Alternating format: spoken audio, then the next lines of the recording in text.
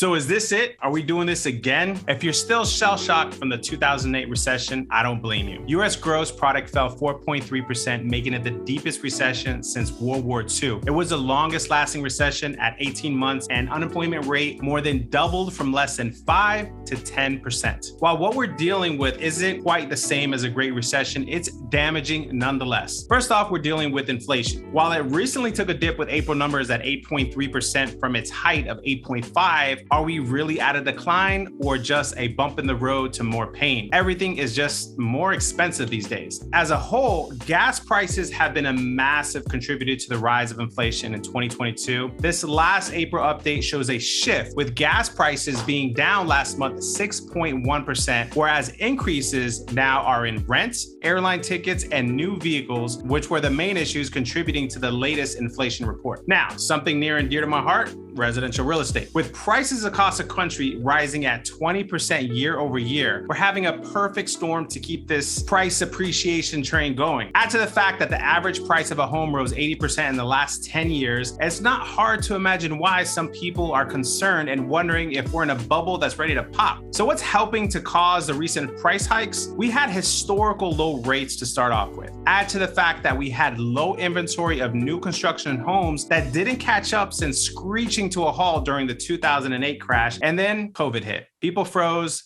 Plans changed. People didn't put their home on the market. So the active buyers who were still buying created a deficit in the market. So now with record low inventory and eager buyers, along with the new kids on the block, iBuyers, the Open Doors, Zillow, OfferPad, competing with the average Joe to purchase a home, we have a perfect storm of low inventory with high demand. Many buyers just can't compete, especially those that we need to sell first in order to buy, which means they're staying put and not selling, which means they won't be putting their home on the market, which means even less inventory. So it's a cycle, unfortunately. And finally, add to the fact that recent numbers speculate that 25% of the homes are being purchased by these cash companies to make them rentals. Next, we have mortgage rates. They've gone up approximately 2.5% in the last 3 months. See, when a country needs to control inflation, the only tool they have in controlling inflation is by raising the interest rates. And while they don't set the mortgage rates, the central bank's decision definitely influences mortgage rates. Greg McBride, Bankrate's chief financial analyst, said it best. It's the longer-term outlook for economic growth and inflation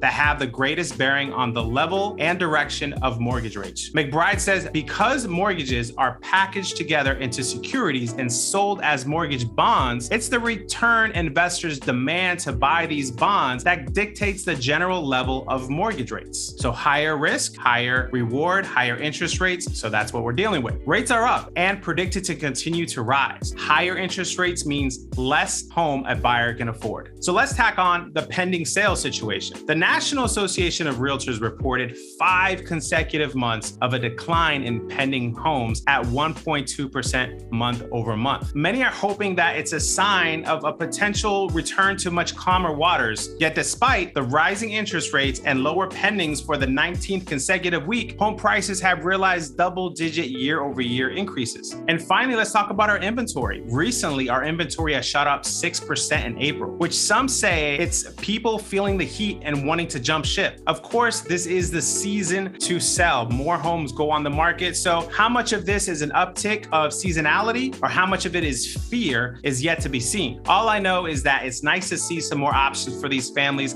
It's hard right now for buyers to find a home and secure it. So is this all doom and gloom? Are we dealing with the same issues we had from the last real estate crash? The short answer is no. But the elephant in the room is inflation. And the White House has recently made it clear it's priority number 1, with the president stating that the best thing we can do to ease the burden of housing costs is to boost the supply of quality housing, including building more new homes and preserving existing federal support and market rate affordable housing. So now what? What should you do? For buyers, 9 out of 10 times, I'm going to tell you to buy. Security is critical. critical. Secure a home. One way or another, you're paying a mortgage. It's better that it's yours than someone else's. For sellers, nobody can time the market. But if you're sitting on an investment property and you want to potentially maximize profits, now is a good time. When you really start seeing major changes in the market, it might be too late. Now is a great time to sell for most sellers. And if you're a seller that wants to buy, it's a challenge, but not impossible with the right strategy and team guiding you along the way. It's important that you're committed and understand the process and strategy in order to make the transaction as seamless as possible. Lastly, for some of you sellers, especially if it's your home, it might not make sense to sell. Remember, this is your home and not a stock. You still need a place to live. So make sure that you consult with a solid real estate professional that has your best interest at heart. And of course, these options are painted with a broad brush. Each individual will have their own unique situation. If you're interested in exploring what the best plan of attack is based off your specific situation, go to our website at rphomegroup.com and click on Contact Us and let us know how we could be of value. And as usual, thank you for your time. Have a great day.